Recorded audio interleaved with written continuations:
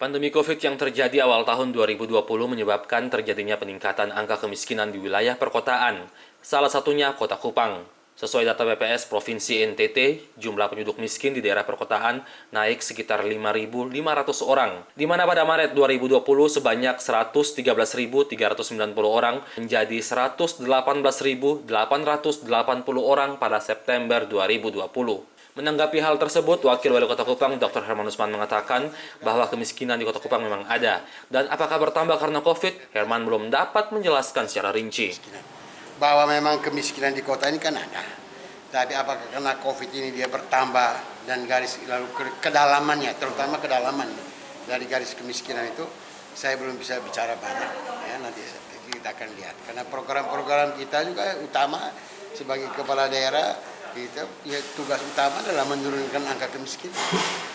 Tapi saya kira ini gejala nasional. Nah, saya belum bisa lihat. Kalau datanya ada, angkanya baru saya bisa. Dari garis kemiskinan itu Bapak yang menjadi penyumbang terbesar itu kelompok bahan makanan beras. Dan yang kedua rokok ternyata. Ya begini, karena konsekuensinya orang tinggal di rumah itu. Work from home. Ambillah begini, seorang perokok. Dia karena work from home, di kantor dia jarang merokok karena ruang AC, ya itu bisa terjadi. Dia lebih banyak di rumah, jadi dia lebih banyak merokok. Ya. Tapi bukan work from home bukan tujuannya untuk itu. Ya. Bahkan dalam isolasi mandiri, salah satu nasihatnya bagi seorang perokok ya jangan merokok. Begitu. Nah, kalau menyangkut makanan pastilah anak-anak libur. Bapak tidak kerja, mama tidak kerja, kerjanya cuma makan. Itu bisa dimengerti, ya kan? Jadi kalau perkara itu saya kira saya tidak perlu berkomentar. Tapi nanti kita akan lihat angka-angka. Saya belum dapat datanya.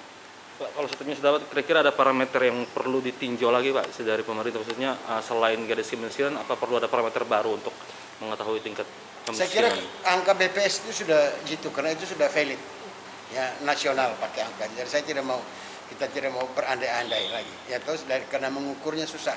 BPS saja untuk meneliti itu kan butuh satu waktu. Metodenya harus valid, ya, dan representatif. Dan mereka sudah punya metode dan itu bertahun-tahun. Dan Bappenas memakai angka itu, pemerintah memakai angka itu. Saya kira kami di kota juga pakai angka itu. Siap. Tapi kalau untuk kondisi ini di mana saat pandemi ini angka kemiskinan naik itu merupakan sesuatu yang normal ya Pak? Maksudnya di tengah bukan normal, itu dampak daripada misalnya ekonomi kita ya. Banyak yang kita tutup, gitu, banyak PHK, misalnya wajar aja lah. Hotel-hotel tingkat huniannya tidak sampai 30%, restoran tidak sampai 30%. Ya, yang hidup ini kan hanya pasar-pasar tradisional dengan kios-kios kecil orang, tapi kalau yang besar, apalagi kita ada upaya menutup. Karena itu salah satu edaran kita yang kali ini, yang terakhir itu kita melebarkan jamnya. Yang tadinya jam 9 kita sampai jam 2. Itu salah satunya. Jadi kalau memang ada yang mengatakan daerah merah, tapi dampak dari penutupan selama ini itu orang tetap kepala batu. Lalu ekonomi kita tetap baik, kita buka sampai banyak dengan pengawasan yang ketat. Ya. Jadi tujuan kita untuk mengawasi aktivitas ekonomi itu agar pelaku ekonomi dan pengguna itu ikut memutuskan mata rantai penularan. Itu saja tujuannya. Tidak menghalangi ekonomi. Bodoh kalau saya pemerintah lalu menghalangi orang yang berusaha. Itu tidak benar. Ya. Sementara itu, Adrianus Tali, anggota DPRD Kota Kupang mengatakan pemerintah harus mampu melakukan refocusing anggaran yang dapat membantu kesejahteraan masyarakat di masa pandemi. Penyebaran COVID seperti ini, apa yang harus kita lakukan? Yang tadi kita bicara tentang refocusing, ya tuh. Tetapi refocusing yang seperti apa? Untuk memberikan bantuan kepada masyarakat, sehingga masyarakat bisa terbantu kan, mungkin dalam bentuk bantuan uang dan lain-lain yang seperti yang dilakukan oleh pemerintah pusat, ya kan, sehingga daya beli masyarakat itu bisa meningkat kalau indikatornya seperti itu.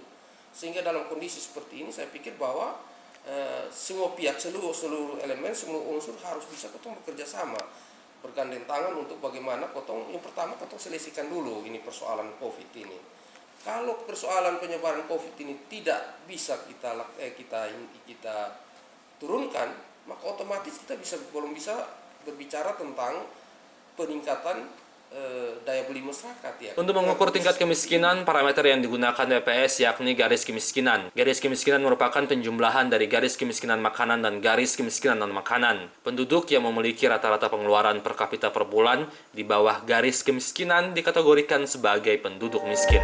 Dari Rudolf, AFP TV melaporkan.